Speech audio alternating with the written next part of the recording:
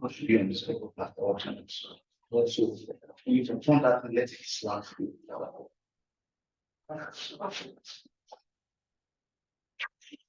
Push it. No. Push forward the bit side. This side. What do you do? I will bring you the rest of the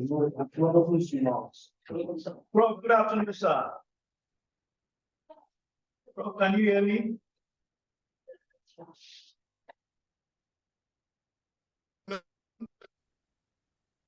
Hello, can you hear me? Yes, we can hear you loud and clear. Can you give us a minute to complete our setup here? We'll go right with you in the chat.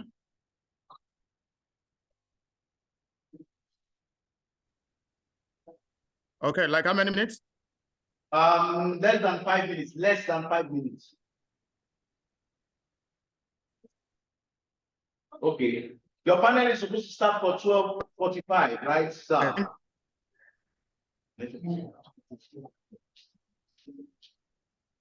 I believe so. Let me see. I think 12:30. Yeah, so this is supposed to be 12:30. Okay, right, it's 12:45. Okay. Good morning, sir. Yeah, 45. All right. Okay. Yeah. So we are with you. We are with you. Good morning. So 12:45. Yeah. Yeah, 12:45 we will launch on. Thanks. Yeah.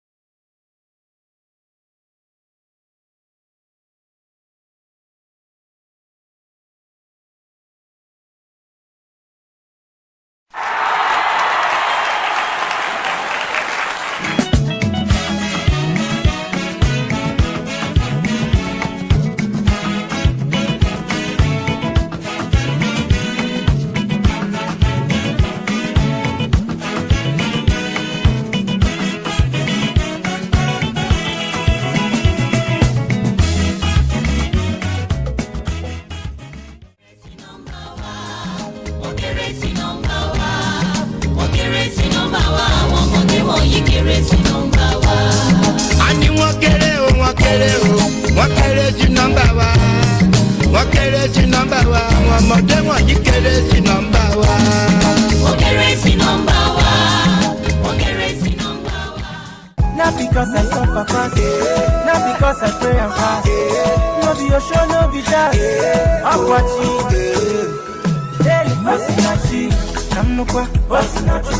One man Osinachi, I'm watching. Daily Osinachi, mama Osinachi.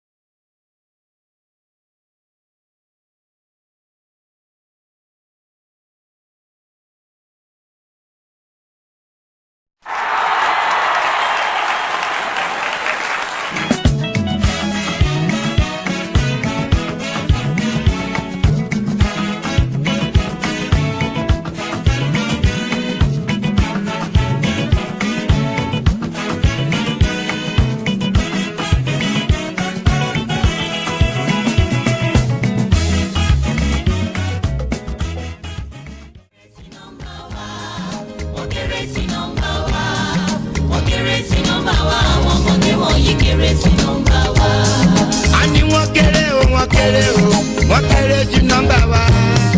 Wọ́n kéré sí nọ́mbà wa. Àwọn ọmọdé wọ̀nyí kéré sí nọ́mbà wa. Wọ́n kéré sí nọ́mbà wa. Wọ́n kéré sí nọ́mbà wa. Not because I suffer fast, not because I pray and fast. No be your show, no be that. I'm watching. Daily Osinachi, I'm no qua Osinachi. One man Osinachi, I'm watching. Daily Osinachi, mama Osinachi.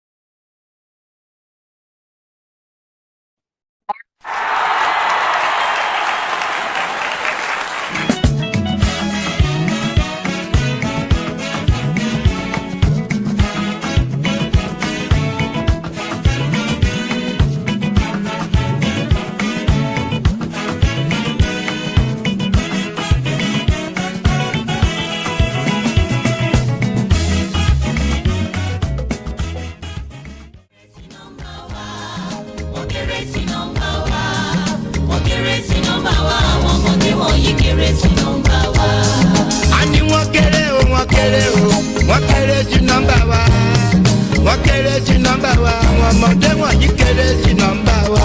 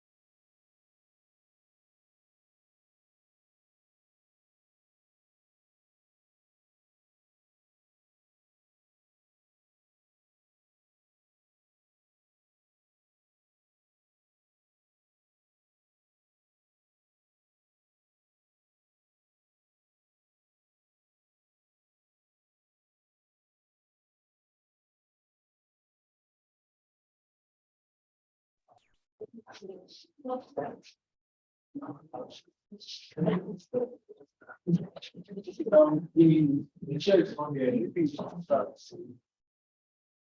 The chair is on there and it's time for the session. The session begins now. Yeah, that's fine. Absolutely, yeah. So,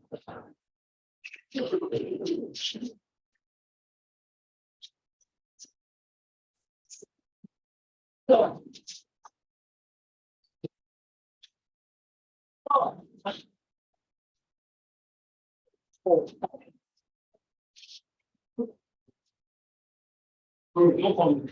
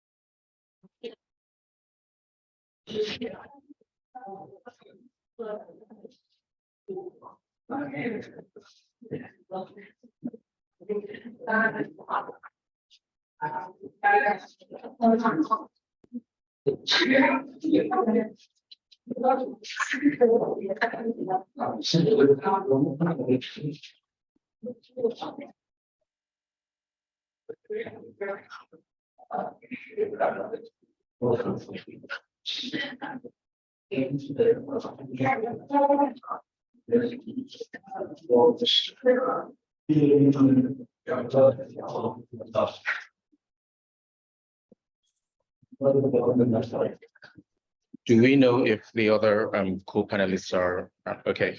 All right. Oh, okay.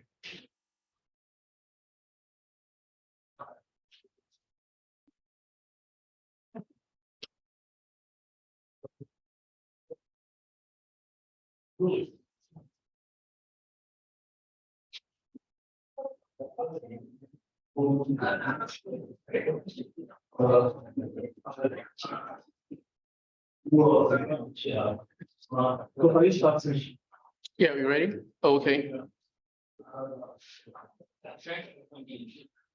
It's not starting. Is that what you just said?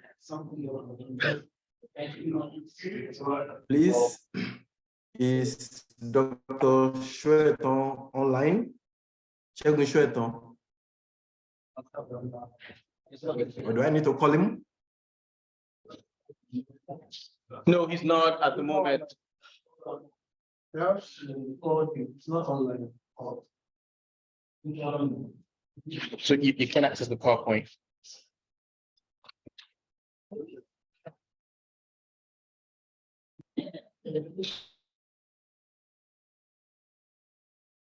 Okay, he's online.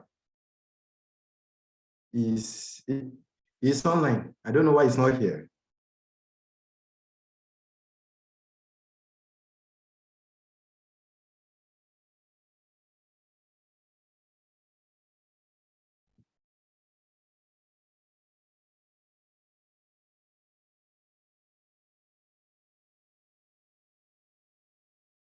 He's online. I know he's online. All right. Good morning, everyone, and good afternoon for if you are in Nigeria. So sorry for a little delay. I was here before the technicians asked me to log back in. So, okay. Can you all hear me? Clearly, I can hear you. Okay. Yes, I can. Oh, thank you. All right. So once again, I'd like to welcome every one of us to this panel. It's a beautiful day here, and without wasting our time, so what I'd like us to do is to go ahead and do introduction. So let us introduce ourselves, and then we lay the house rules. We know them already, so because we are not used to, this is not the first time we are presenting. For those of us who are meeting me for the first time, my name is Olusegun Shueton. I am an assistant teaching professor at Penn State University. I teach courses on African cultural studies, cinema, and also African literature, popular culture, and gender, feminism, and women's studies. Okay, so I'm going to be sharing this panel today, and we have about 1 hour, 30 minutes for this panel altogether. So the title of our panel is Decolonizing Nollywood, Language, Accent, and Aesthetics. And what we are going to be doing here is kind of cross-fertilization of ideas surrounding the 4 movies we've put together for this panel. The idea is to think more about how can we decolonize Nollywood, if that is a possibility, and what does even decolonization mean? You know, what does that word stand for when we think about it in the terms of our profession? So do films have languages, and are they accented? And how do we construct aesthetics? And who measures, who validates, or who in a particular way give rubrics of measurement to cinematic aesthetics? All of these key concepts are what we are going to be considering in our conversation today. I consider this panel more of a conversation, and the idea is to have a production out of this conversation. So today, we have the following presenters. Rejecting, first we have, the first person that will be speaking is Lani Akonde from University of North Carolina, Wilmington. Yeah. The title is Rejecting Eurocentric Exclusion. We have Abishola Kishiku, Decolonizing Nollywood, Women in the 21st Century. And she's from University of Kansas. We also have Balumi Folajimi, from the Obafemi Awolowo University, who is going to be talking about costuming the film Toyin Bifarin Ogundeji in Kunle Afolanyo's Anikulapo. And also we have Professor Kolawole Olaiya from Anderson University, and he will be talking to us today about adaptations as palimpsests, culture, modernity, and the challenge of translation in Biba Mendele's Death and the King's Osman. And we have last but not the least, our sister Fadekemi Olawoye, a PhD candidate from Goethe University. We'll be talking about, and I believe that should be in Germany. We'll be talking about portrayals of facial marks in Kunle Afolanyo's Anikulapo. Yeah, so these are the panelists for today. And the first person introduce, himself to us, or probably you can feel free to jump in on this. We'll take a minute, or let's say take 2 minutes to introduce ourselves, and then Dr. Lani Akonde can open the floor for us today. Each speaker will have about 12 minutes for their presentation, and then we'll come back later after all the presentations to take questions. Thank you. Well, thank you very much. As you just said, Professor Shurton. My name is Lani Akonde, and I am from the University of North Carolina, Wilmington. I must apologize, first of all, that I had prepared a PowerPoint, but for whatever reason, it's not coming on screen. So we're going to have to work off of my laptop.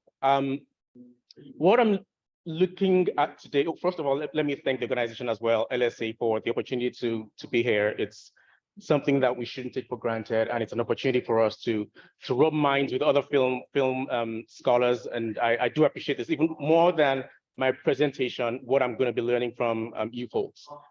What I am looking at today is not so much my research or research oriented. It's more one of the pitfalls that we potentially could fall into when we're doing research with regards to African cinemas, and in this case, Nigerian cinema. Pitfalls that we could find ourselves in, and how to kind of check or mediate those kind of pitfalls. So my thesis today is using Kelani's Ayinla to explore the risk of easily erasing brilliant indigenous African socialist thoughts and erroneously ceding them to Europe and the West, in the process helping to perpetuate the idea that all intelligent thoughts originate in Europe and the West. It's a common thing that we find ourselves in when we attribute or fall into assuming or accepting the argument that every major thought that has shaped humanity has come from the West. And so even when we are outside of the West and we are looking at materials or items, whatever it is, outside of the West, we still find ourselves falling into that trap. And this is what I'm trying to look at today, to see how we can, again, check ourselves and be aware of these errors when we are making them. So in this instance, we're looking at socialism as an ideological concept. And we're going to do a quick overview of what socialism is. So socialism is one of the several terms that Europe was in search of to explore modern societies characterized by social ownership. So this was around the 1800s when Europe was looking to find a term for the idea of social ownership in society.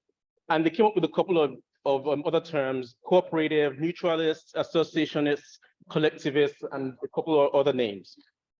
However, socialism was also adopted by the Marxist Bolshevik party of Lenin in 1917. And because of the far reach of Marxism, socialism became one of the most prominent of these terms. And before you knew it, it dominated the argument when it came to the ideas we were looking at. Now, because of the Second World War and the First as well, and the US dominating the world, capitalism kind of took over. And capitalism became the chief ideology that dominated the world.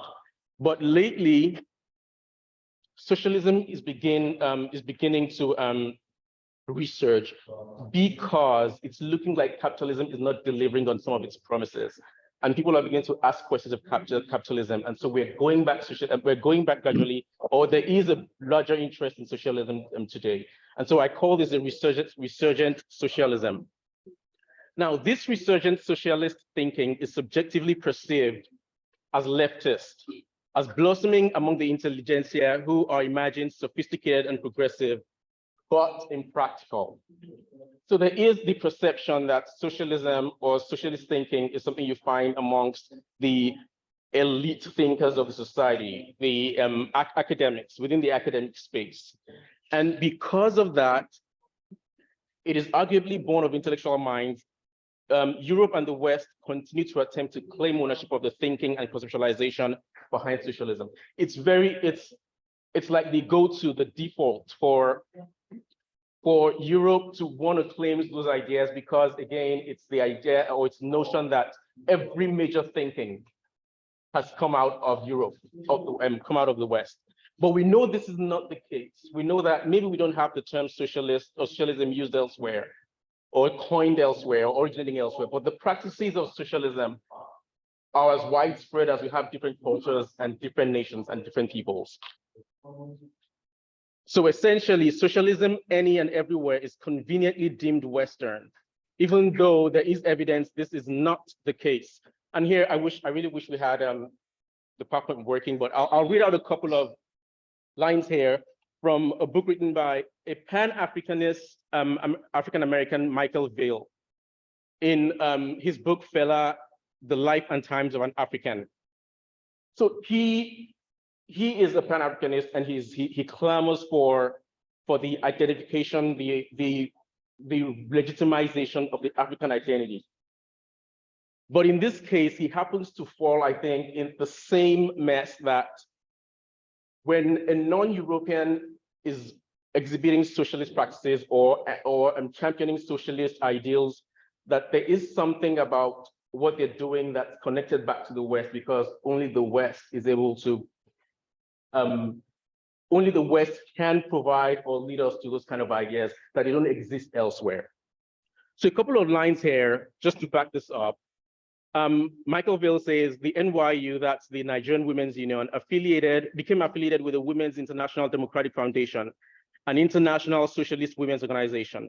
Now here he's talking about Mrs. Ransom Kuti, that's Fela's mother. She was subsequently elected vice president, and it was in this capacity that she visited Bulgaria and Hungary.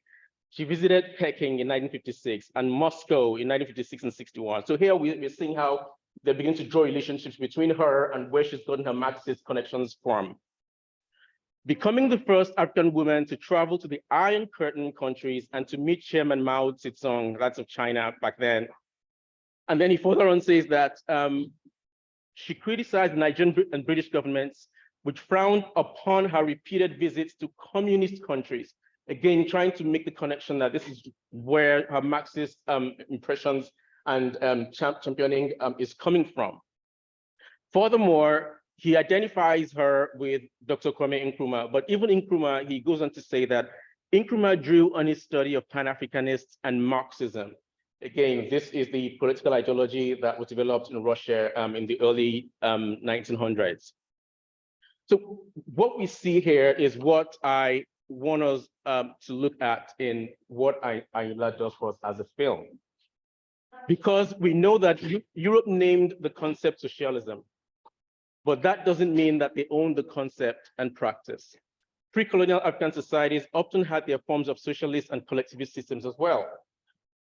And this is what brings me to Ayinla. What I appreciate about Tunde Kelani's Ayinla is, aside from the aesthetics and the story itself, Tunde Kelani provides two channels of socialist ideals. One, the one that identifies with the West, and he uses this.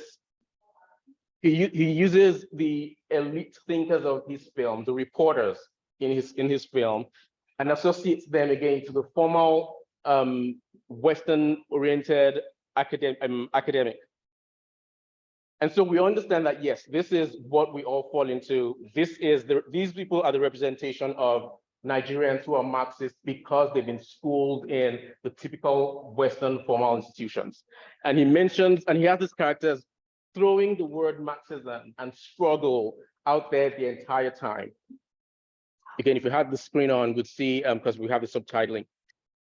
But these are screen grabs of occasions where they're throwing out the words just to show us how educated they are and what their struggles are about. They are Marxists, they're socialists. And this is what we usually look at when we're thinking of Africans who are Marxists.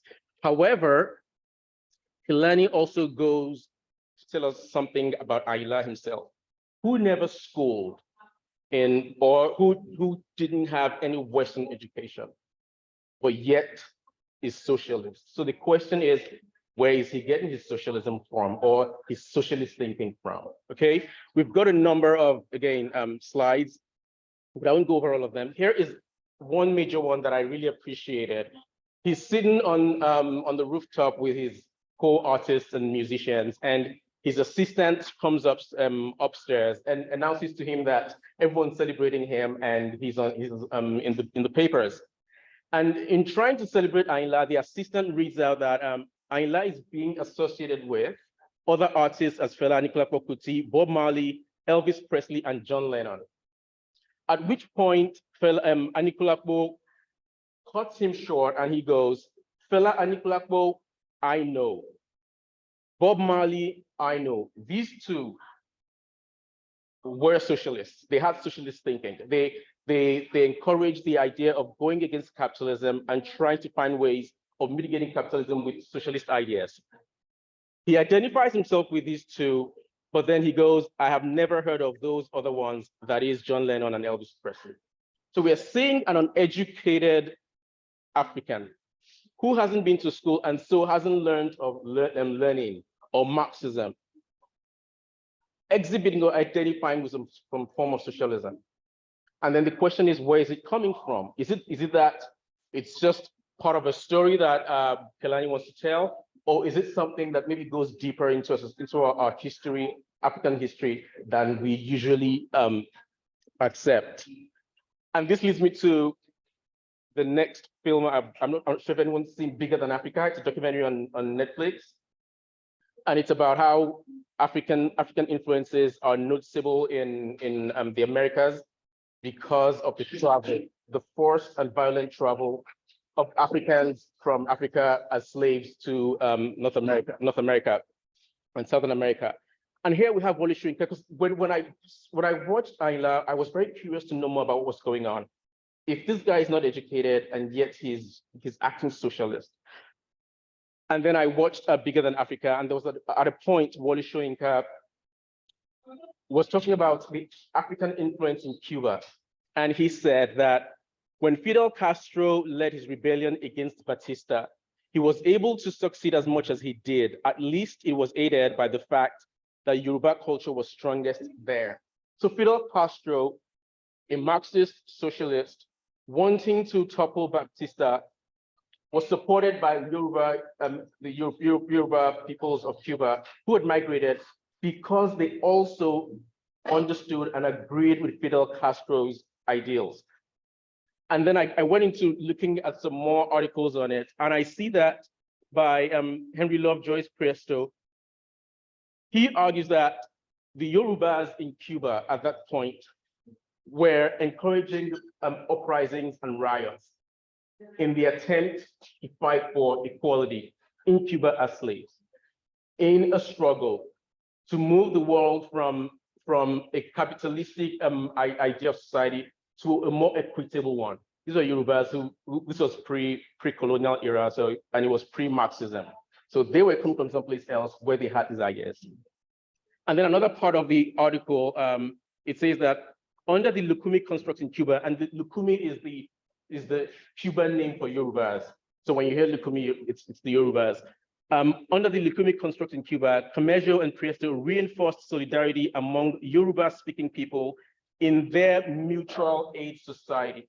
You'd recall that in the first line when we're looking at socialism, mutualist was also one of the terms that Europe was kind of working with. And here we see that the Yorubas, the Lukumis in Cuba, pre-Marxism, were championing a mutual aid society. And we still see that when we look around in Africa and very many societies, the idea of what I have is yours, and equity and equality, and the society owning material wealth and means of production, as opposed to the one individual who is capitalist and whose entire end goal is profit. So these are the things I just wanted to bring up, and that in conclusion, if Europe was coming up with socialism as an ideological framework for studying society in the 1800s, Africans were already organizing the societies according to their own forms of socialist structures. And we know that socialism has kind of, there's the negative connotations that it puts out there once you mention socialism. Just yesterday, I was having a discussion with another professor, and when I use socialist, like, I'm not socialist, but I'm not afraid to say that I embrace some socialist ideals. But just socialism, the idea of we are in it together and we benefit together equally, is kind of what I'm touching on, that it didn't all start in Europe, but it was coined in Europe as socialism, but that doesn't mean that Europe was the birthplace of those ideals. Therefore, if socialism is thought of as part of the modernist and intellectual discourse, then these discourses are incomplete until Africa is further centered in the discourses. So as African film scholars, our studies stand to benefit from querying the source of ideas we see in African films. Even when these ideas appear Western on the surface, we ought to see if these ideas are African, but masquerade as Western because they challenge notions of Western intellectual superiority. It's the idea that, like I said in the beginning, humanity is shaped by philosophies and ideals that were given birth to in Europe and the West.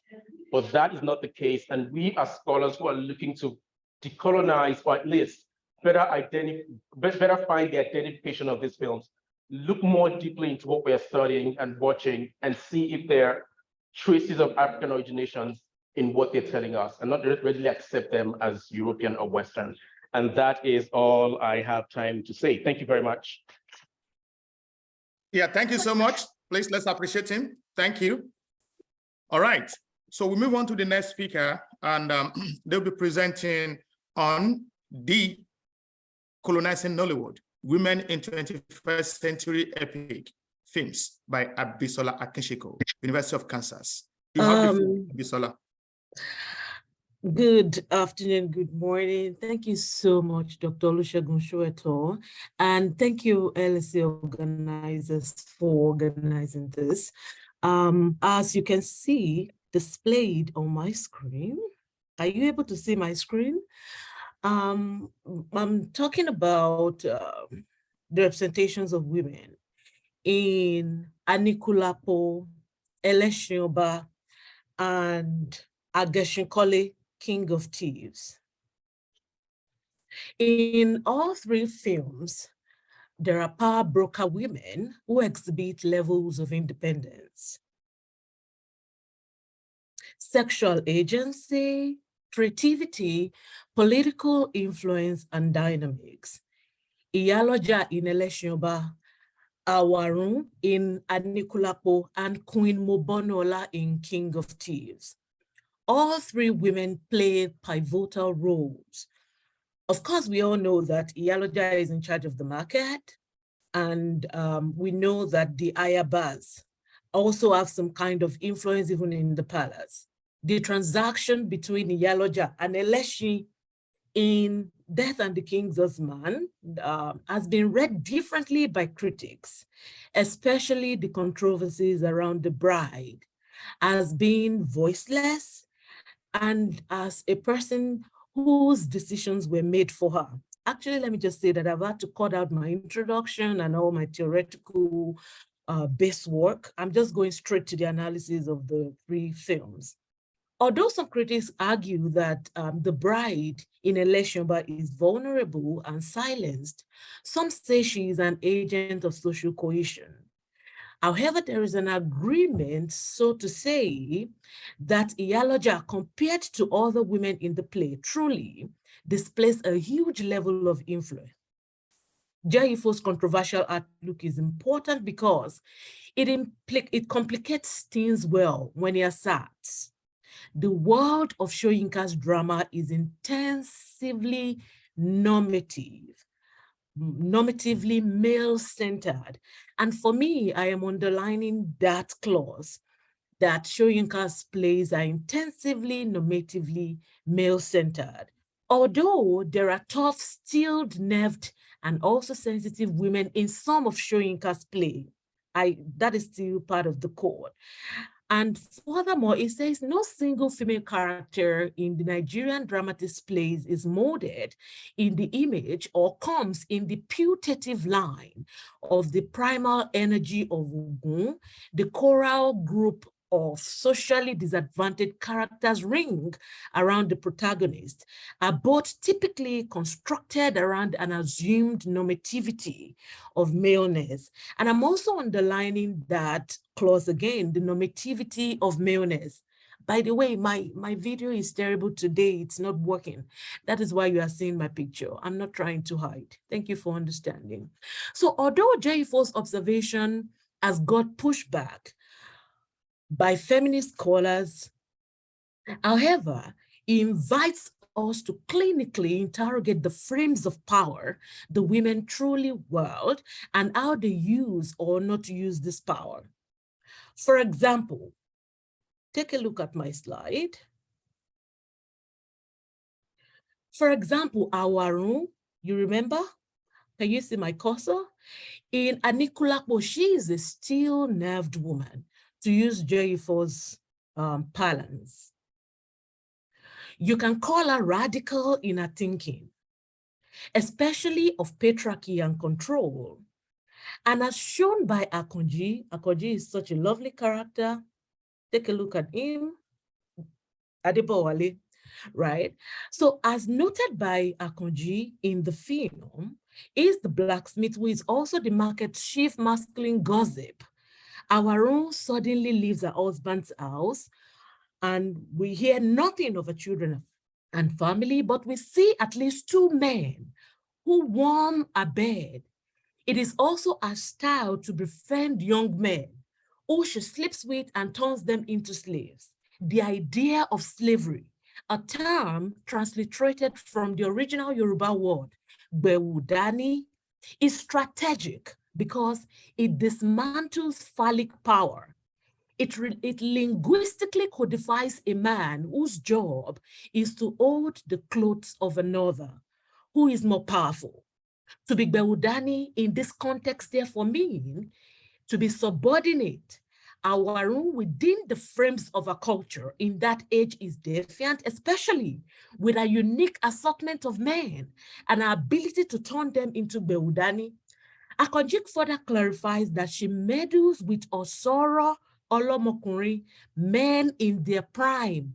The term Osoro is phallic, a Yoruba assonance that depicts male virility and penile standing.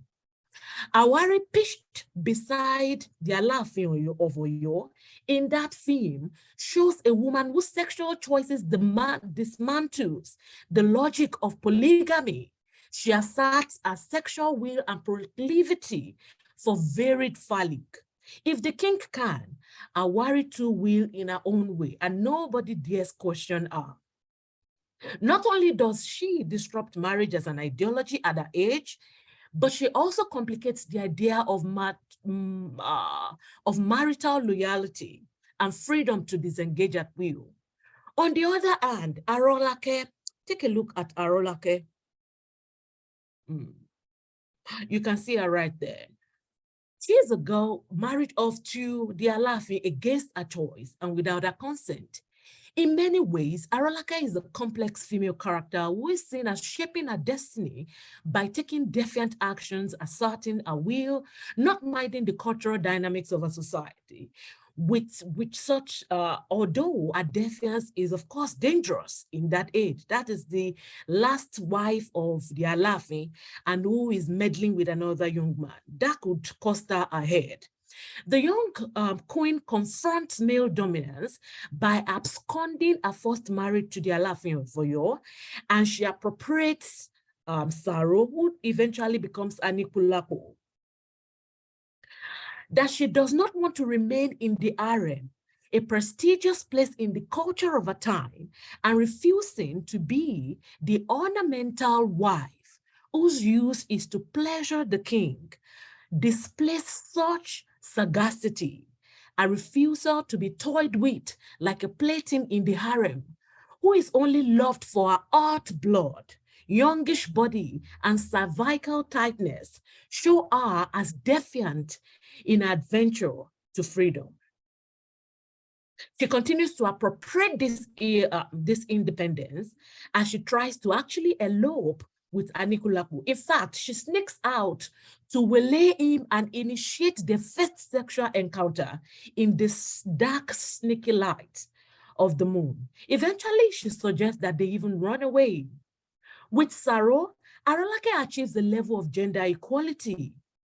She goes after a normal, ideal man of her own choice, and that is a way of exercising freedom. I would move on to another character that is essential for this analysis.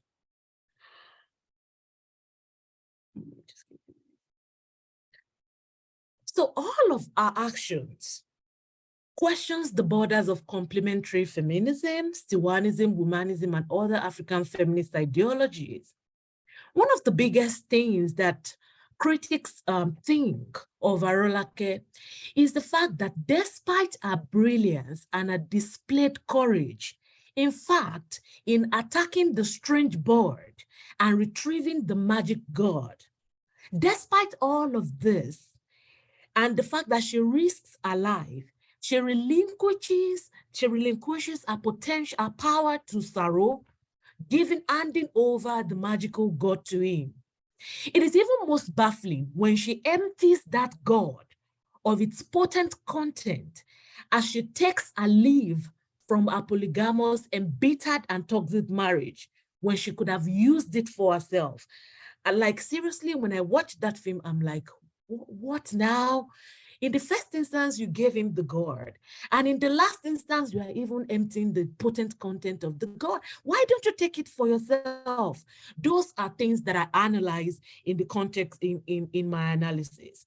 This action, I say, questions the border of feminism. In fact, radical feminists might as well read these as self-sabotage.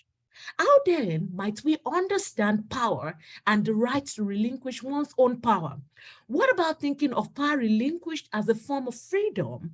These are feminist questions that Arolake's actions provoke.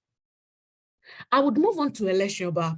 One menacing question that would bother a feminist reader in Eleshoba is the bride. And it is interesting how that in Soyinka's original play, there is no scene in Soyinka's play where the Iyaloja mediates with the parents of the bride.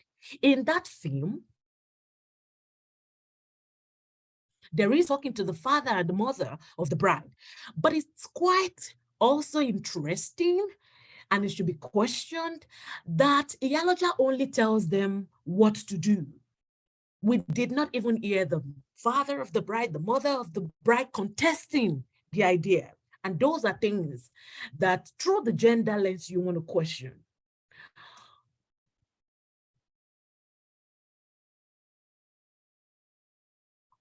Well, I think I'm going to move on to another character again. Yeah, you have, excuse me, you have 2 more minutes. Thank you. Yeah, I will do well with the 2 minutes more. I'm moving on to my last character, and that is the queen of a Jeremy kingdom. She displays political and cultural and spiritual power. Look at her in the slide where she says, I am here to kill you and I am a witch. It is interesting how she uses her spiritual power and she inserts herself into the politics over time. And the very last woman that I want to talk about is Lalongpe. Let me show you a slide quickly. Look at that old woman there with the 7 other women. Here she fortifies her son to fight the battle for the kingdom. And in conclusion, I would just say that at the end of the whole film, all these 7 women who helped the film to get to its denouement, none of them were mentioned in terms of name. They were only referred to as the 7 black witches. And as the play comes to an end, Lalongpe, who fortifies her son to help win the battle, is also not recognized at the palace as the play ends. So in conclusion, I am saying that in these 2022 films, women are portrayed as powerful, and there are women who stay on the fringe of time. There are women who are power brokers, and there is a woman who is a wisdom broker. However, all of this keep complicating each other. And it shows us that Nollywood is making progress, but more progress can still be made in terms of the representation of women. Thank you very much for listening. Yeah, thank you, Abisola, for your wonderful presentation. Now let's move on to our next presenter. So, and this time around, we are calling on Belume Folajime, who will be talking to us on the topic, costuming the film, Toyin Bifarin Ogundeji in Kunle Afolayan's and Anikulapo. You have the floor. Thank you. Please, are you able to permit me to share my screen? Are you able to by the setup of the webinar? Yeah.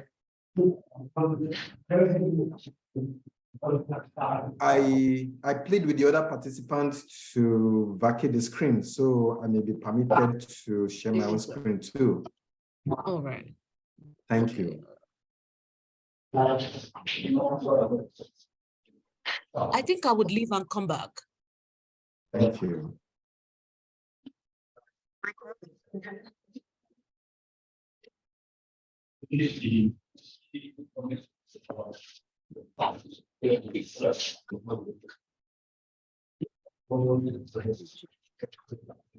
Is my screen visible to you now, please? Yes. Okay, thank you. I'm aware I have 12 minutes. I want to be here only for maximum of 10. Thank you. Dr. Abiodun Olaiwola is online. I want to recognize your presence and celebrate your attention. Tosin Bogi, our friend, is online. I acknowledge your attention. Thank you for attending this panel. Professor Moradun Adejumobi was here. She left a few minutes ago. I don't know why. Maybe she will come back. I appreciate and acknowledge your attention and presence too. Thank you. Costuming the film, Toyin Bifarin Ogundeji in Kunle Afolayan's Anikulapo, I decided to give attention to the costuming aesthetics demonstrated in the film because the costumier of the film happens to be my colleague in the Department of Dramatic Arts, Obafemi Awolowo University. Dr. Abiodun Olaiwola is online. He's a film producer and also a film scholar. He's also a colleague of Toyin Bifarin Ogundeji, who is a costumier who worked with Kunle Afolayan to produce the film. Abiodun Olaiwola and I celebrate the contributions and virtues of our colleague, Dr. Toyin Bifarin Ogundeji, who costumed the film. I'm glad to celebrate our work.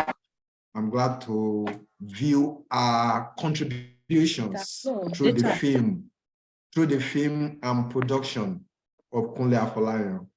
Thank you. Costuming the film, Toyin Bifarin Ogundeji in Kunle Afolayan's Anikulapo. I argue that Toyin Bifarin Ogundeji's costuming aesthetics in Kunle Afolayan's Anikulapo demonstrates a post-colonial artistic recapitulation of Yoruba cultural reality of fabrics and clothing. And that's my argument. I repeat my argument. I argue that Toyin Bifarin Ogundeji's costuming aesthetics in Kunle Afolayan's Anikulapo demonstrates a post-colonial artistic recapitulation of Yoruba philosophical thoughts, which are embedded in the Yoruba cultural reality of fabrics and clothing. That's my argument. Here, we can see the wandering Saro, who later becomes Anikulapo. Look at the costuming aesthetics demonstrated by this character here. You can see he's unsettled. You can see the bag he carries, showing, like a traveler, like a wanderer. And that reflects in the costuming aesthetics given to him by the costumier, Toyin Ogundeji. Of course, we can see the Olori, the queens of Oyoile. You can see them dressing royally to portray their character as royal wives, the royal wives of Alaafin of Oyo. It is the job of an artistic director to work with a costumier, props manager, and other artists working to produce a film. In Kunle Afolayan's Anikulapo, therefore, The director, who happens to be Kunle Afolayan himself, works with Toyin Bifari Ogundeji to ensure the representations of costuming aesthetics that demonstrates the Yoruba philosophical worldview that gives a clear picture of Yoruba cultural realities and Yoruba socio-political lifestyle. You can see the Yoruba socio-political, you know, the political representation of Oyo-Ile, with the head being the Alaafin of Oyo himself. And then you can see him dressing royally here, Alaafin of Oyo.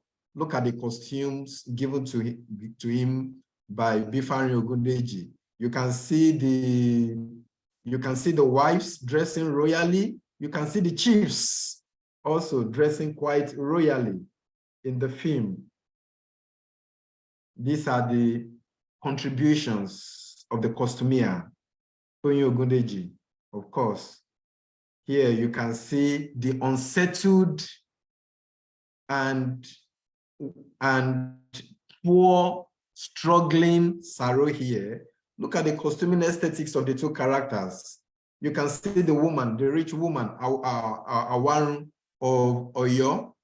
Look at the way she dresses in a rich and flamboyant way. And that costume and the costumes demonstrate her economic position as a well-positioned woman at Oyo-Ile, the Oyo Kingdom, compared to the struggling and just newly arriving Saro. In African Screen Media Studies, Spring 2016, Matthew Brown suggests that critical discussions about African screen media should be inseparable from the media texts themselves. The media text in the present study is Kunle Afolayan's Anikulapo, a film which provides a rich display of Yoruba cultural aesthetics. Now you can see the battered and injured, wounded and tortured Saro. You can see that his current financial, economic, and social status reflects in his costumes. You know, he has been tortured and battered. You can see that his costumes are also battered, tortured, torn, dirty. And of course, one thing we must also realize is that costuming works along with makeup. You can see the makeup also of the character, showing the tortured and wounded position of the character. Look at him wounded, tortured, and that reflects in his costumes and the makeup aesthetics given to him. Set between the old Oyo Kingdom and the fictive Ojumo village, the film provides a rich display of costumes that demonstrate the Yoruba philosophical insights on politics, tradition, and spirituality. The spiritual powers of resurrecting the dead seen in the film epitomizes the power of Eye Akala, which has the grace of raising the dead, as evident in the Yoruba mythology that is associated with an Ifa verse called Idiosun.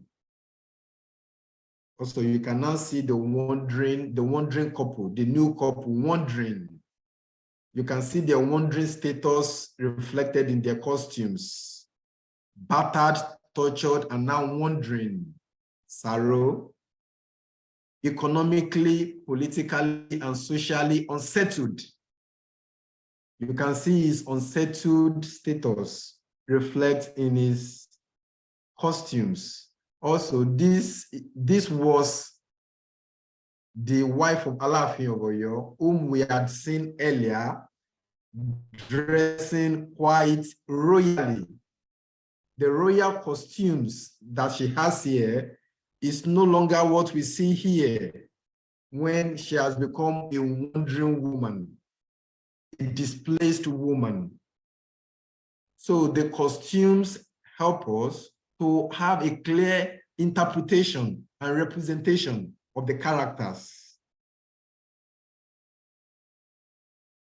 In this Kunle Afolayan's film, Toyin Bifari Ogundeji provides costumes which help to project the thematic interest of the film producer.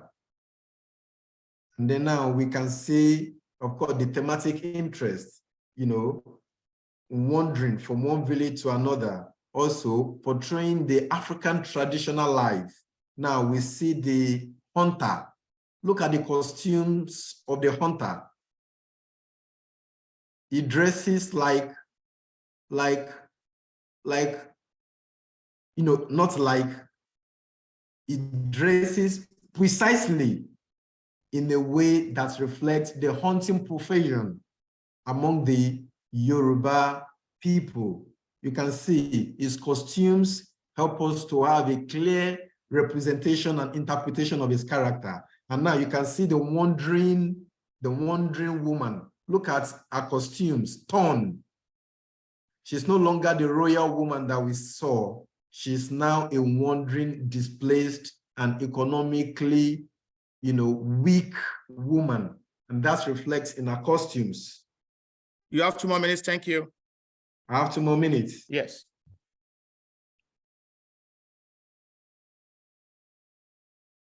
In costuming to corrupt, Nigerian video films and the image queen, Tricia Uto Ezeuju, suggests that costumes helps to represent the personality of a movie character and the temperament, health status, taste, and environment of the character. In Anikulapo, Bifari Ogundeji designs the characters' costumes in a manner that represents the post-colonial social status of each of them. At Oyoile, Queen Ojuola and Queen Arolake wear costumes which set them apart from townswomen and the female palace workers. Also, the costumes of Princess Omowumi project her royalty, while Saro Tewogbola is a common traveler. His costumes represent his wandering status, and when he becomes the lover of Awarun, the rich woman of Oyo Kingdom, a woman known as a mass-eater, his costumes project his newly rich status. While we do not have sufficient information about Akano Eri, Awarun's lover, his costumes and the costumes of his horse suggest he is probably a well-to-do character. At Ojumo village, where we see now, and of course we can see the palace and the chiefs and king of Ojumo village.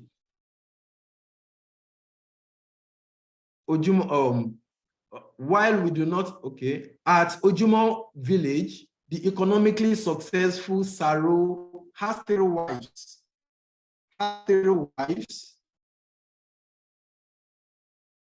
Named Ojuola, Omowo, and Bimpe. The successful status of this family is demonstrated in their family, both the king of Oyoile and the king of Ojumo village, with their individual chiefs, have their royal status represented by their costumes. In Kunle Afolayan, as I conclude, in Afolayan's Anikulapo, Bifari Ogundeji designs costumes which help project the Yoruba tradition, the Yoruba spiritual worldview, and the Yoruba philosophical thoughts, which the film represents. Through the costuming versions of Anikulapo, we have a clear picture of the thematic subjects of the film. The post-colonial costuming aesthetics deployed by Bifari Ogundeji in this film demonstrates the thought that, and I quote, costumes tell the story. Thank you. Thank you so much for your presentation. Thank you. Next, we move on to our next presenter. And that we are talking about Professor Kolawole Olaiya. Professor Olaiya will be presenting on adaptations as palimpsests, culture, modernity, and the challenge of translation in B. Bamidele's Death and the King's Horseman. Professor, you have the floor. Thank you. All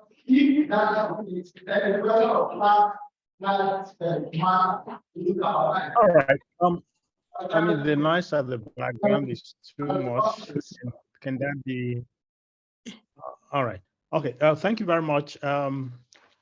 My paper, again, as Professor Shueton mentioned, is titled Adaptations as Palimpsests, Culture, Modernity, and the Challenge of Translation in B. Bandele's Death and the King's Horseman. This paper is an attempt to actually look at the address the various questions raised by the reactions of the reactions to B. Bandele's adaptation of Wole Soyinka's Death and the King's Horseman into a movie. I start my paper with an epigraph.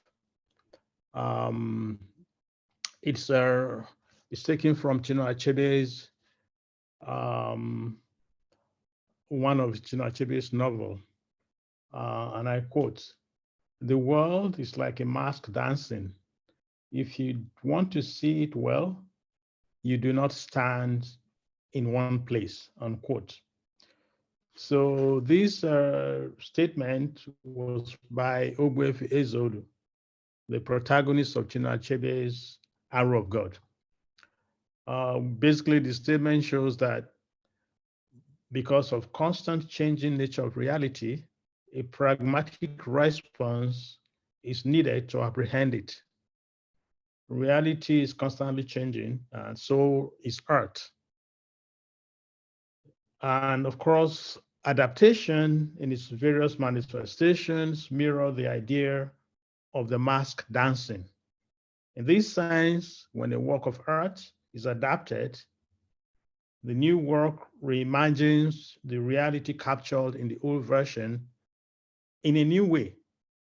The old reality is thus translated, usually in another form, for the enjoyment of the audience, usually new audiences, because again, in most cases, translation takes, there's a long period between the new work and the old one. And then of course, in most cases too, this work are translated into a new medium. In other words, we can have translations or adaptation from, it could be a poem that is translated to the stage or drama that's translated to the screen, like we have in the movie Election Oba. So this seemingly simple act of translation that I've just explained is not that simple. It involves a whole lot of things. It involves an author, a new form, you can have a new medium of transmission. And of course, like I mentioned earlier, it involves a new audience who invariably might be living in a new era that would, influence the way they receive the work. So because of the difference in time frame and authorship, adaptation might involve the projection of new visions and realities in the new work. Now, I want to provide just some short, short, theoretical formulation from my presentation. So adaptation usually involves some kind of textual hybridity. And of course, because of this, it's usually, involved the reworking of a particular test. It involves the transposition of this test into another medium. But whatever, again, might be the nature of the adaptation, there is one constant.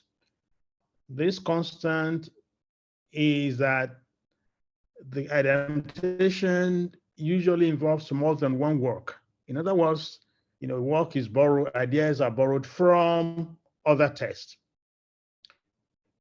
And these ideas are now, translated into a new entity, which becomes a new work. And of course, again, we know, adaptation scholars talk about, different kinds of adaptation. The adaptation might, is either faithful.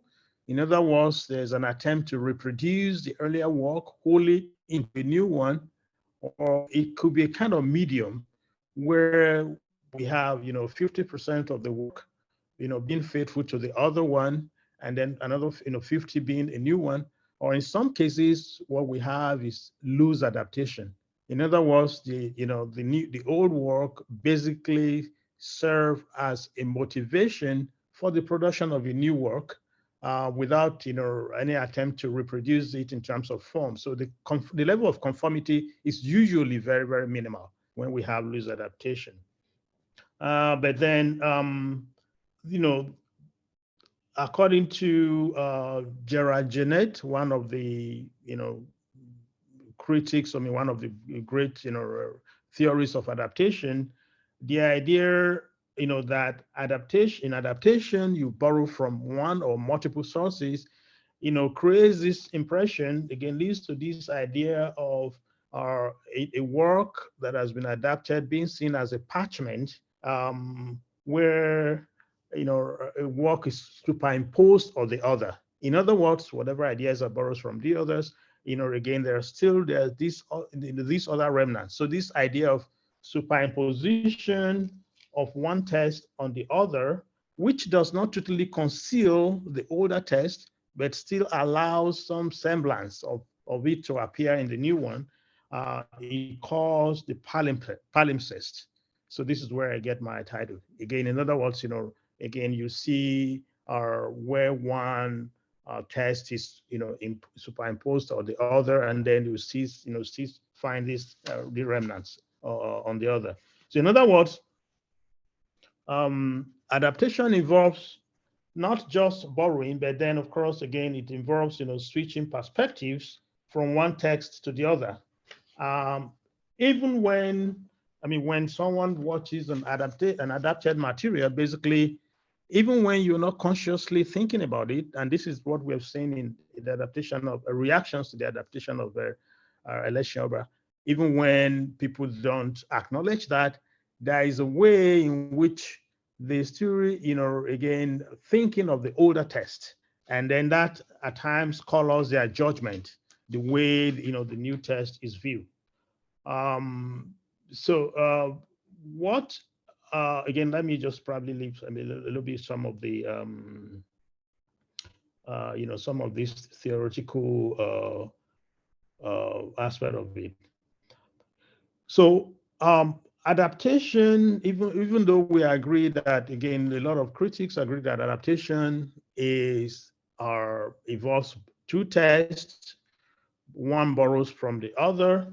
There is the general contention is that adaptation is the adapted work is an autonomous work. In other words, is a work on its own that should be judged on its own. Of course, again, as I would show in my presentation, despite the fact that we want to give that semblance of autonomy, the reactions of the audience to the work usually shows that there is still, attention to the older text.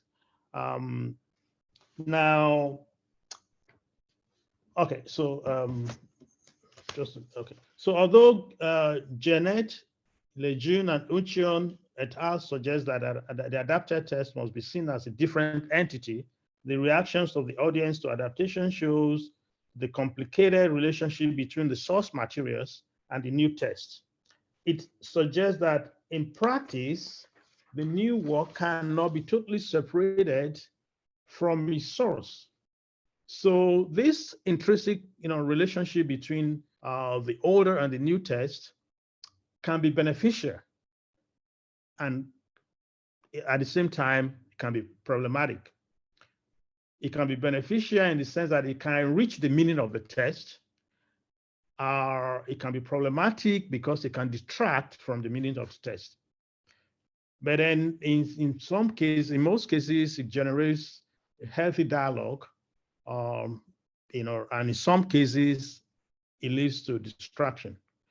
So B. Bandele's adaptation of Wole Soyinka's Death and the King's Horseman for Netflix, and I think that's very important, presents one interesting case of adaptation of a play to film as a palimpsest. In other words, this is a play that was adapted. But my interest actually lies in the complexities of the issues involved in the adaptation of this play from the stage to the screen. And the possible challenges posed by the multiple sources, the motivations, and intertextual engagements that result in Soyinka's play, and the intertextual engagements of that, the intertextual engagement of Death and the King's Horseman and Election Oba. So the author and producers of the movie version of Bandele's play acknowledged the relationship between the two. And I think this is a very, very important thing.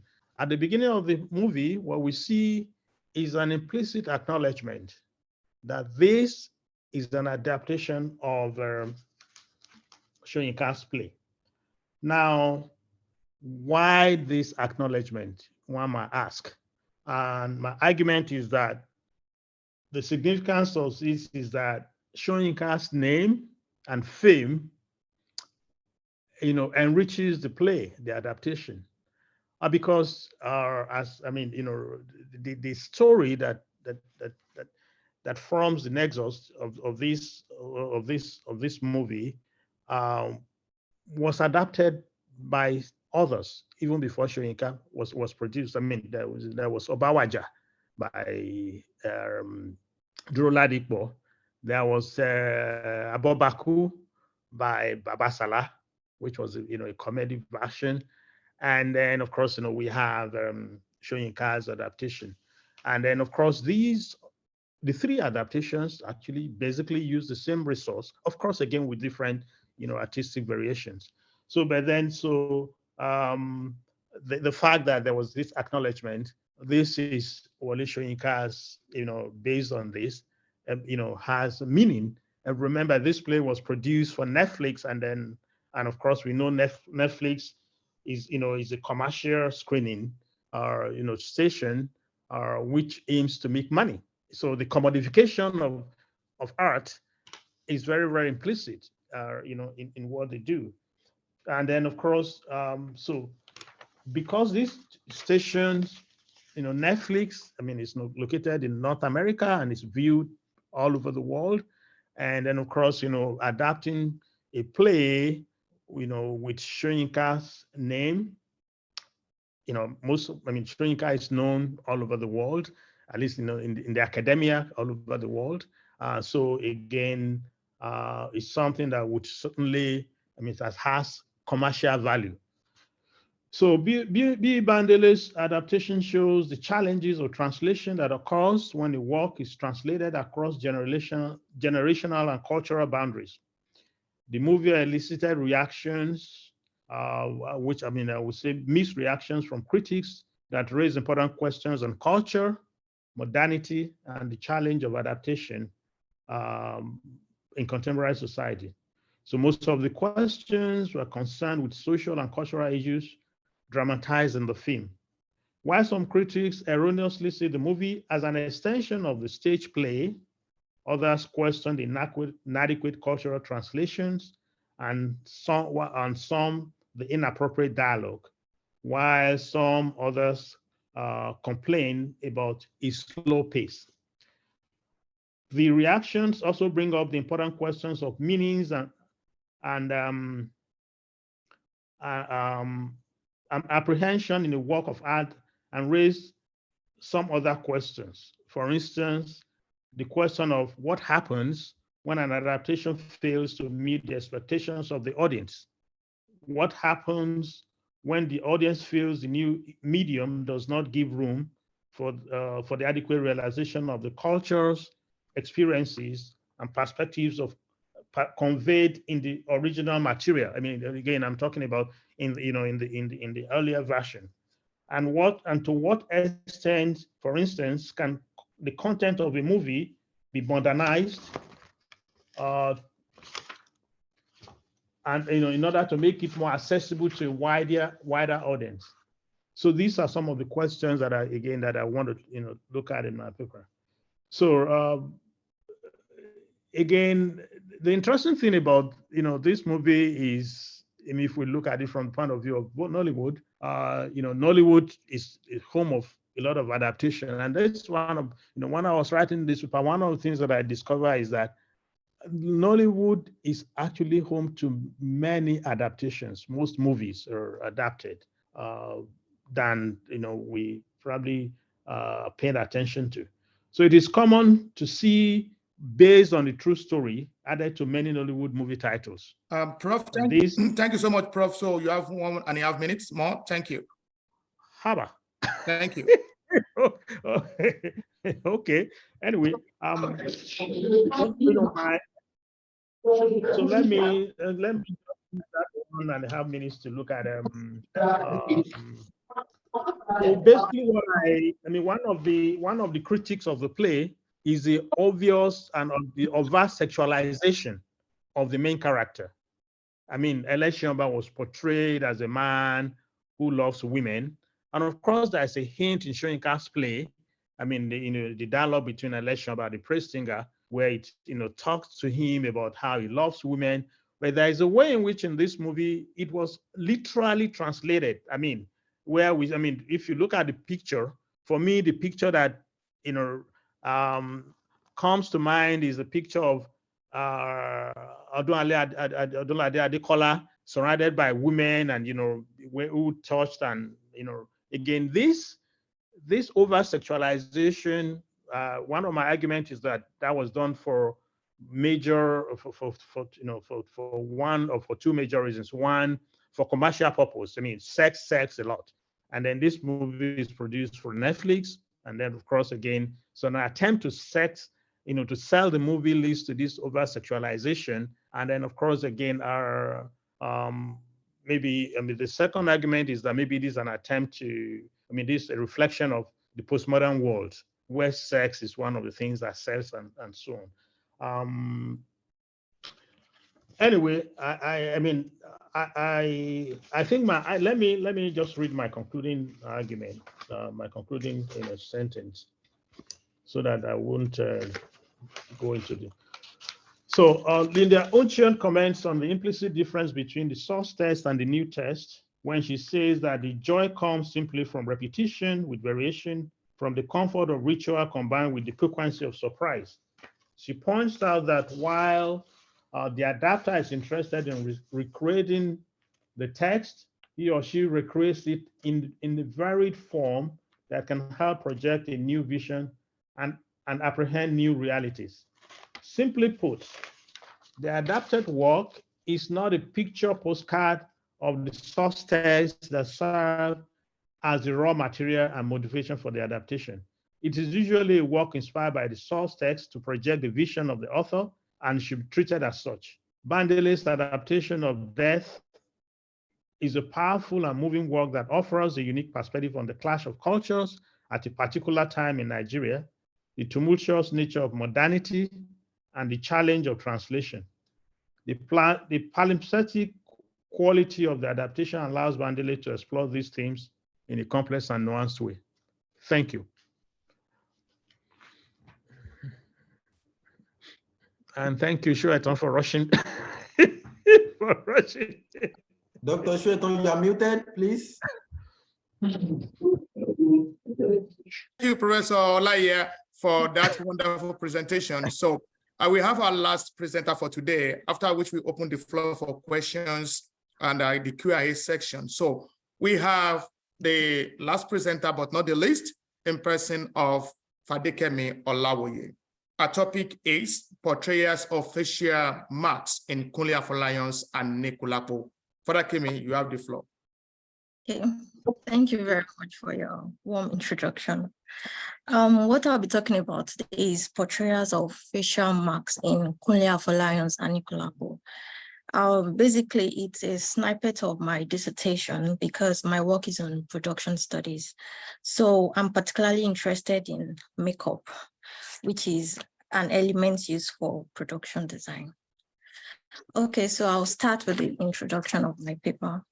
The aim of this paper is to discuss makeup, which is a visual element used in cinematic production, which could also be used for stage production as well. My interest in studying facial marks in Kunle Afolayan's film was triggered by the fact that a lot of characters in the film were actually marked, like most especially in the scenes where it showcased the wives and the children of the king and also other scenes in the movie. I'm particularly interested in the portrayal of facial marks in Kunle Afolayan's and Anikulapo and how it constructs cultural identity. Speaking about makeup, it enhances the visual effect of a character and communicates more information about the character to the audience in a film. Many researchers in production design believe that makeup is a very important factor in the overall building of the appearance of an actor. So Alice Morris, a scholar in cinematic studies, she frames it that the act of makeup is the act of being able to transform any given set of human features into an apparently different set, and it is accomplished with the aid of cosmetics and various various makeup techniques. Further on, I would like to go into my arguments in the work. There have been a lot of public reviews on the film, but I'm particularly interested in, I'm analyzing this film from the angle of makeup, which is a narrative element in the film. I contend that facial mark is a performative element that signals cultural identity in the film. In the way it creates a link, in this way, it creates a link to the past. The wider implication is that facial marks functions to highlight the epoch that the film represents, which is the pre-colonial Nigerian. In this way, it performs a symbolic history. Before the post-colonial era, people had facial marks, which was used to identify people that have been captured as slaves. These marks are of various shapes and sizes and also on both sides of the cheeks. Although facial mark is loaded with various cultural meaning, which includes beautification and indication of royalty, especially in the Yoruba culture. It is also used for spirituality reason, like in the case of Abiku, children who usually come and die, so they use it to identify them whenever they have been given birth to again. There is a sense in which facial mark is a cultural and cinematic object that is often used for identification in many African cultures, including Nigeria. Given that cultural identities grapples with the question of performativity and representation, I situate my arguments on the work of Karen Baba, titled Popular Arts in Africa, which relates to cultural production. Our work is relevant here because she explains that all forms of art communicate, that is, makeup is used here as a narrative element to perform facial mark, which expresses cultural identity. The methodology I employed in this film is texture analysis and also did a repeated viewing of the film. I'd like to go into the synopsis of the movie. To go, Anikulapo, which means an appraiser of threats, was produced and directed by Kunle Afolayan in 2020. The film is being streamed on one of the major streaming platforms, Netflix. The film was set in the 17th century Oyo Empire. It tells the story of an aspiring cloth weaver, Saro, in search of a greener pastures. Following this was a teaser that shows Saro's dead body lying in the middle of the forest. He became rich by having sexual affairs with a wealthy woman named Haweru, who founded his clothes weaving business. His skill in clothes weaving brought him to the palace, where the cause of his untimely death starts to unfold. On the visit to the palace, Saro's presence caught the attention of Queen Arolake. Saro's escapade with Arolake came to the hearing of the king, who ordered that Saro to be beaten and left to die in the evil forest. Based on the myth narrated earlier in the movie, a mystical bird possessing the power to bring the dead back to life arrived at the scene. Queen Arolake, who slept in hiding in the evil forest, walked out of the wood and smacked the bird with a log. In the process, she gained possession of the mystical god, which the bird had, and it was used to bring Saro back to life. The god became its source of power and wealth in the new village they eloped to. But at the end of the day, Arolake ends up leaving Saro, who had become power drunk, after taking so many wives, and the other wives mocked Arolake due to her being barren. I would like to go into the analysis of the film because of time. So when I speak about cultural identity, it relates to the context in which the film emanates from, which is set in the 17th century Old Oyo Kingdom. That was when facial mark became prominent. In the filmic discourse, I gained the notion that facial marks indicate the lived experience of people in the Old Oyo Kingdom. According to the cultural analyst Negri de Eve 1976, she submits that facial marks had definite forms to distinguish various families within a tribe or geographical area. It's very easy to locate people at a glance. This claim buttresses the idea of how facial marks functions as a form of identification. So the way to imagine this is that it denotes where some characters in the film come from. So we can also relate this to the mark of the face on the late king of Oyo, Alaafin Oba Lamidi at the end. So I have pictures to signify this. So this is the picture of Saro, one of the lead characters in the film, and the picture of the late Oba Lamidi at the end. So we can see that there is semblance in the facial marking of the face of Saro and that of the late King Lamidi. So what I'm trying to say is that through facial marks, we could use to identify where people come from. And in the film, it symbolizes the prehistorical period in which it was prominent. Going further in my analysis, the question that this paper asks is, in what way does facial marks depict cultural identity? To fully engage with this question, this paper suggests that there must be an understanding of the fact that facial mark is rooted in the Yoruba symbolism. Even though it's a contemporary epic film, it explicates the positionality of the filmmaker, who is culturally rooted, as it showcases facial mark to the mainstream. I propose that the filmmaker is trying to point attention as to why facial mark is important in the Yoruba history. That is, it should not go into extinction. In doing this, it makes the audience feel a targeted emotion, as attention should be paid to facial mark, which is part of Nigerian culture. So what I'm trying to say here is that facial marks create some form of effect on the viewers. And I kind of imagine why the filmmaker is actually televising this to the mainstream, even though it's a contemporary epic film. So what I bring in the conclusion of my analysis is that it is a profound observation that facial marks perform the function of identification. But the past is not continued because in recent time, it has evolved as facial marks are seen as a form of aberration and also has a negative connotation, especially in postmodern societies such as Nigeria. So my contribution here is that this paper contributes to the understanding that visual elements such as makeup is a form of materiality which is used to highlight certain historical periods. Thank you for listening.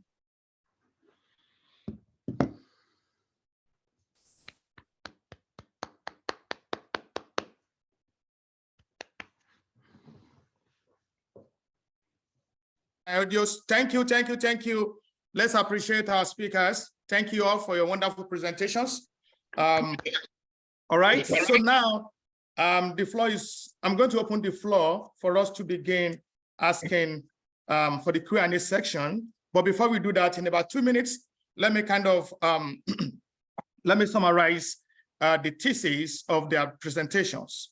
For Dr. Lani Akonde, so his presentation focused on the shortfall of capitalism and also focuses essentially more on socialism. So by questioning, so major epistemological achievements has been originated and attributed to the West, that we can have a rethink of this, that is not in all situations that is correct. So I'm using the film Ayinla to kind of draw our attention to that illogical conclusion. So it kind of reads Ayinla as a socialist text, whereby there's always a provision of socialist ideals, one Western and one local. So, and also the idea of travel, which one can read as a dispersion of people in such a way that it complicates and bring about what I call a global, attention to dispersion. So that is global and local all coming together, and how we can say socialism is complete without, reading it from African perspectives. Well, I have kind of question for him, but I will ask those questions later. For Abisola Akinshiko, who talks on decolonizing Nollywood, and that is the idea of representation of women. So our presentation focused on agentic, aspect of the women empowerment. So the agency of women and how these agencies, how they are represented. So one in a positive light and other, so, in kind of a negative, social reading of women's role in the films she analyzed. So she talked about different characters, Iyaloja. So by thinking through the concept of assumed normativity of maleness, so in Soyinka's work, and the notion of rootedness, which in a way one can read as a contrary to the depiction of women in most Nollywood, in most Nollywood films. So there is also this idea of namelessness.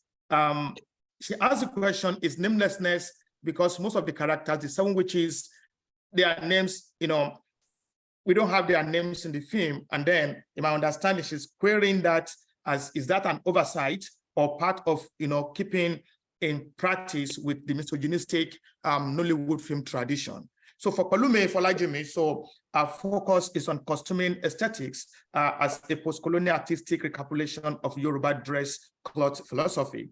So, and now for him rather, so it thinks through the politics of dressing and how the dress, aesthetics is construed in the ways through which the costumier of the film helps the audience and also the film to achieve its overall aesthetics in the ways each characters and subgroup of people, in the ways they are, clothed in the film. For Professor Laya, it presents on the address of, on the question of adaptation. So, and for him, so it thinks through adaptation and the politics of adaptation. So the pragmatics of changing reality and the mirrored reality. So what is lost, what is gained, what is superimposed. So, and ways of reading and understanding and social acceptance of old and new forms of filmmaking. So for him, if we want to think through adaptation, we have to take note of 3 important concepts: form, audience, and technology. That there's a way these 3 concepts kind of, work together, or in a way, that's the way they interact for us to really be able to make sense of adapted works in Nollywood films.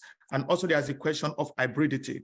So, and for Fadikemi, our last presenter, so she presents on makeup as, as a visual element in cinematic production in Nollywood, and also talks about the portrayal of facial marks in Anikulapo as a signifier of cultural identity.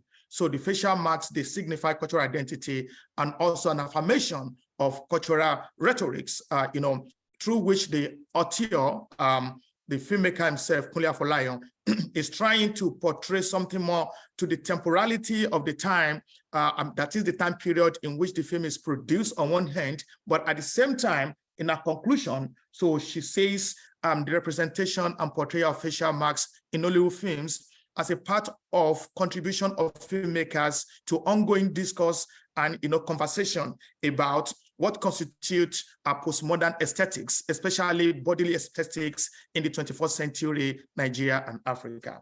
All right. So with these presentations, the floor is open. So we have 30 minutes for us to go through the Q&A.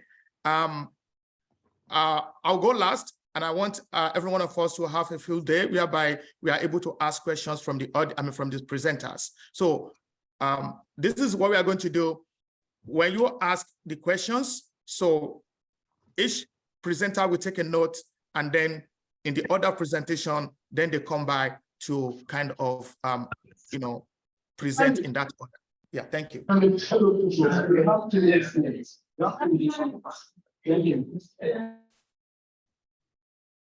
Okay. I saw some people raising their hands. I don't know if that is for us. Yes, it is. Is that for us? Okay, yeah. Thank you, Prof, for the session, and thanks to the presenters. For Pelumi, for Lajimi, please, your work, you are just going round and round. For me, I think you should talk about the development of costume on each of the characters. Because Saro came in, yes, we know he's a weaver. Of course, he would come in not well dressed because he's looking for somewhere to settle and start up his business. Of course, I understand that the costume will be okay. But as time goes on, he worked with these other, the woman there. His costume would have changed. And you think about that. Then immediately he started his weaving a business. You see the graduation up. And secondly, I think that costuming then, the kind of ashoke they used then, even the adire, it's quite different. So did you look at that perspective? Thank you. I want to appreciate all the speakers. My observation goes to Folajimi Pelumi. I would like to make a little contribution to your paper.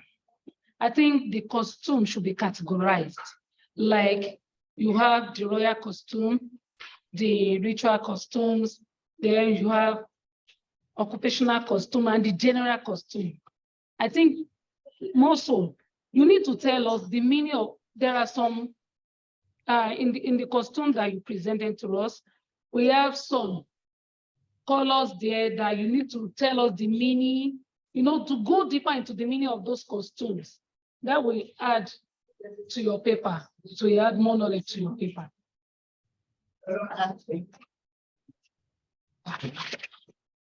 Thank you, the chairman of the panel.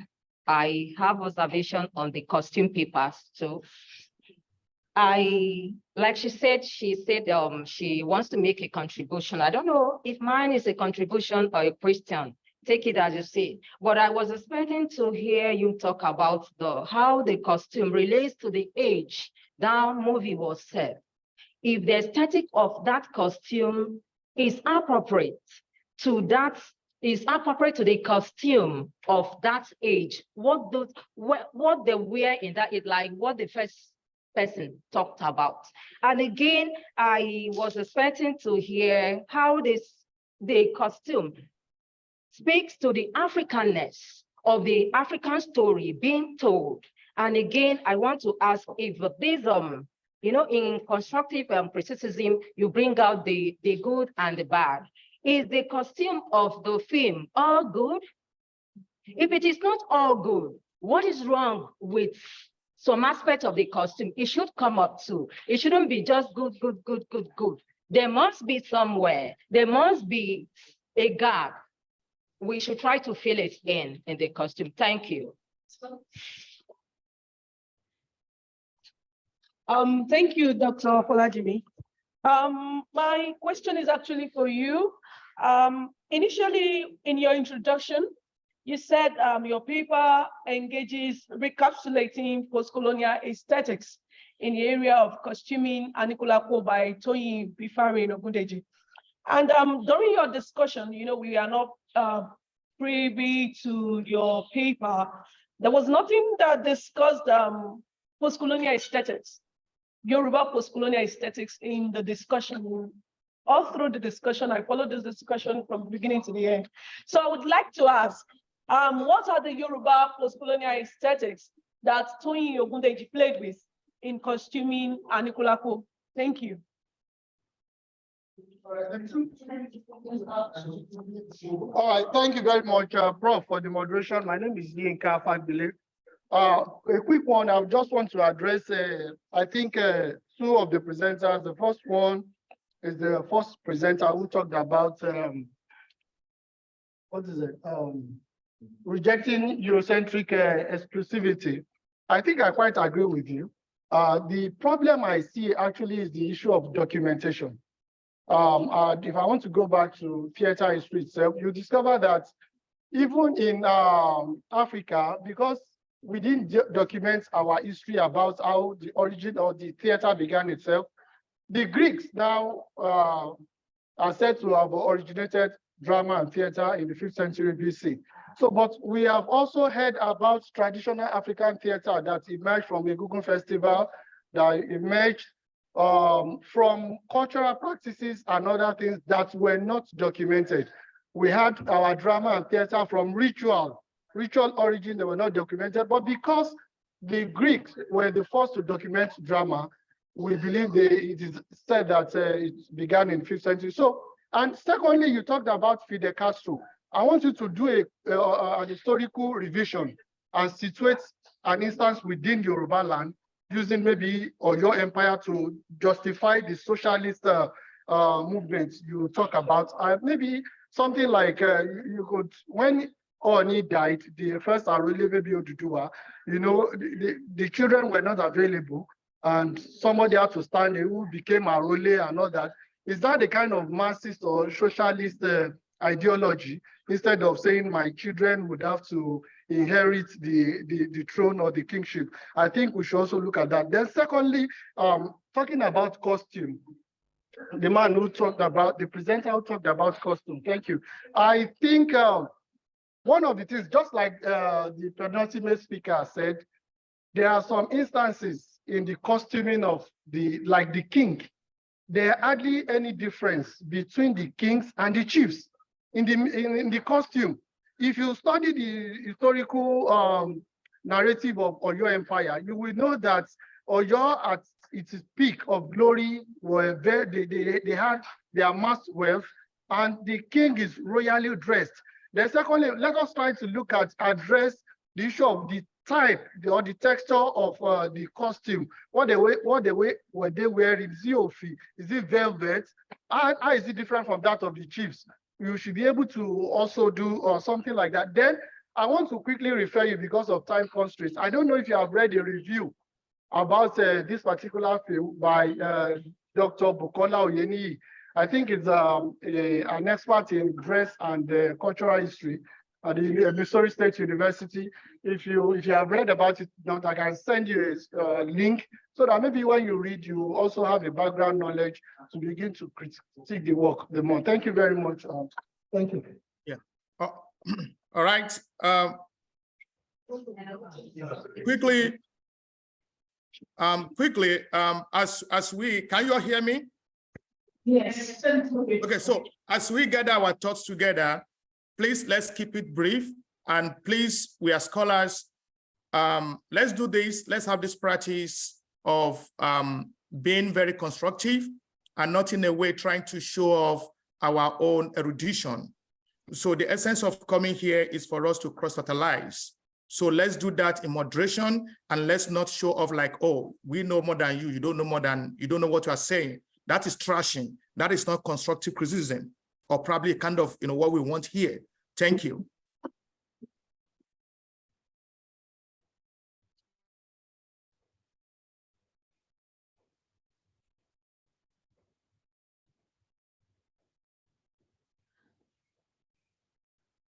LSA, please, you are muted. Okay, thank you. Prof,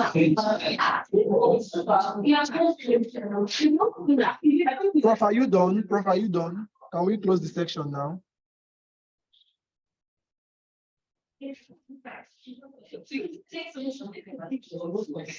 Hello, Prof.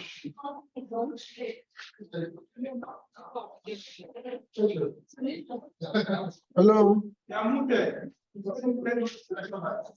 Prof, unmute yourself. Prof, unmute yourself. Thank you. Yes, so if you have questions for, yes, I'm done. If you have questions for other presenters, please go ahead. If not, we want them to respond. Do you have questions for other presenters, please?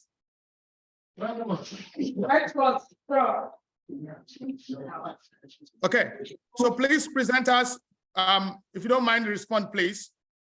Okay, thank you. But keep it brief, thank you. Yes, yes.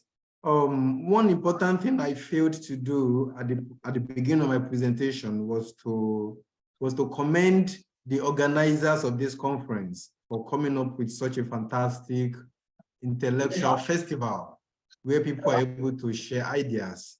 I observed that we have a very engaging audience. Look at their responses. I feel quite challenged and supported that I have such fantastic responses to my presentation. I observed that a lot of people were interested in the costuming aspect of the film, and I was encouraged. The first speaker, the first person who made remarks, sadly, I don't know the names of those people, I'm sorry, she addressed the development of costumes in each of the characters. I absolutely accept what you said. Thank you for your intervention. The second person also responded to the costumes should be categorized. Yes, thank you. I remember I gave attention to the costumes of the hunter, you know, the professional costumes of the hunter. Thank you. I agree absolutely with your intervention. How the costumes relate to the age and era of the setting of the film and the Africanness of the film. There was another intervention that addressed that. Thank you for your intervention. I will go back to my library and read more. Thank you for your contributions. The last person who addressed the costumes actually, you know, called attention to saying that there is hardly any difference between the king and the chiefs. Yes, thank you for your intervention. And then he raised another question saying, what is the age and texture of the costume? Yeah, thank you. I will go back to my library and read more. And again, I will go back to the film and read more and give more attention to details. There was a question that addressed the post-colonial aesthetics in the costumes of the film. Yes, thank you for raising that observation. I will go back to Edward Said.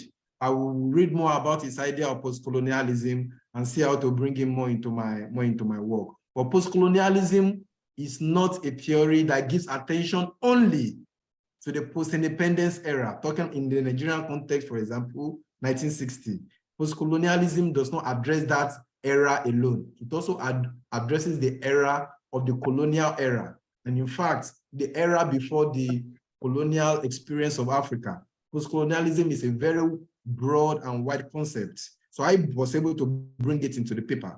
Thank you for your intervention. Thank you, Pelumi. I think the other questions are for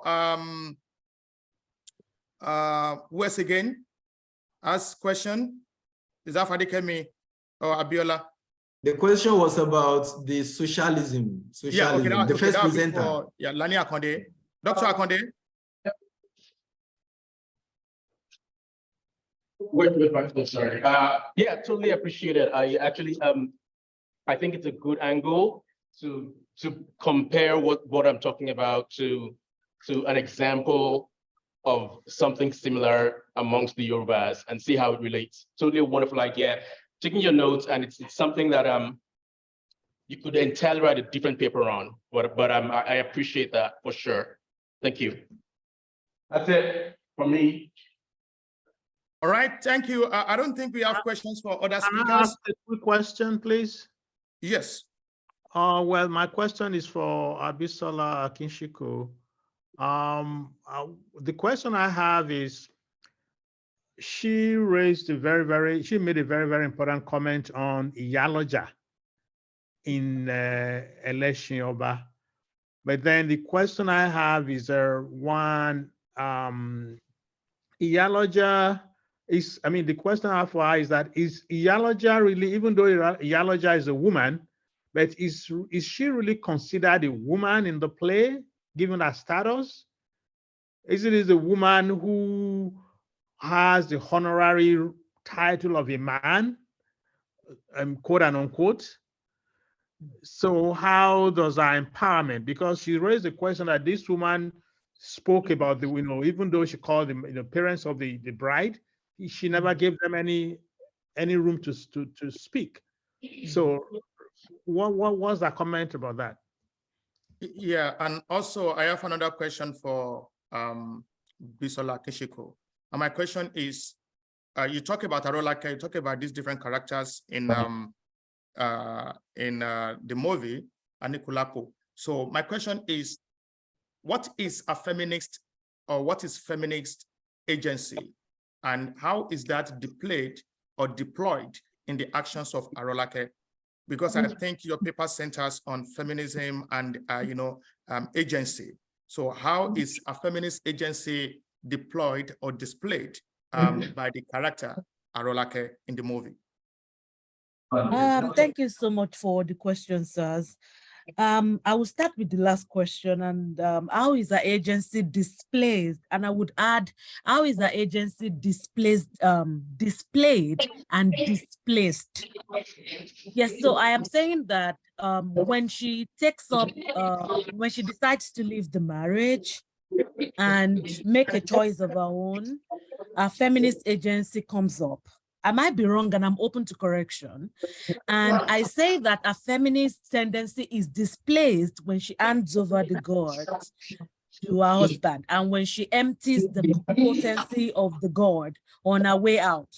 She doesn't seem to think for herself that why can't she be the Anikulapo? That's one of my biggest questions.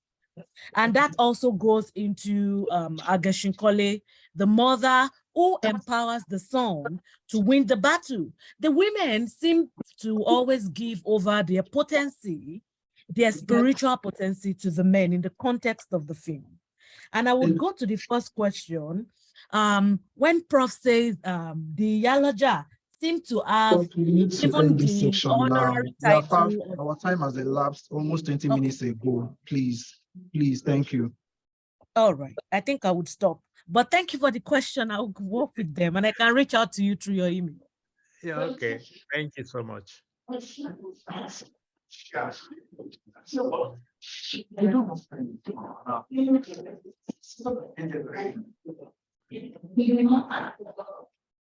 Sheraton, you are muted. We cannot hear you.